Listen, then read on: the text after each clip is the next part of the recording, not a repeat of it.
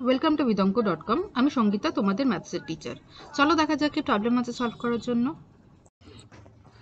সঠিক উত্তরটি নির্বাচন করো। সংখ্যা রেখায় √2 এর পরবর্তী অমূলত সংখ্যাটি কি হবে সেটা আমাদের নির্ণয় করতে হবে।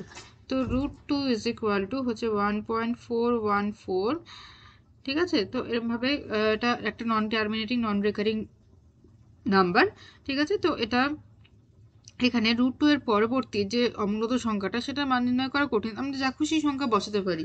এরপরে আমরা সংখ্যাটা 1.41, তো 1.441 নট 041, আমরা অন্য কিছু বসাতে পারি। 4156 এরকম কোনো সংখ্যা বসাতে পারি। 1.4155 এরকম সংখ্যা বসাতে পারি। ঠিক আছে, আমরা যা খুশি বসাতে পারি। তো অসংখ্য অসংখ্য অমূলত সংখ্যা আমরা বসাতে পারি। ঠিক আছে, তো ঠিক এক্স্যাক্টলি কোন সংখ্যাটা বসবে সেটা কিন্তু নির্ণয় করা কঠিন। ঠিক আছে, তো সেই জন্য অপশন ডি হবে সঠিক উত্তর।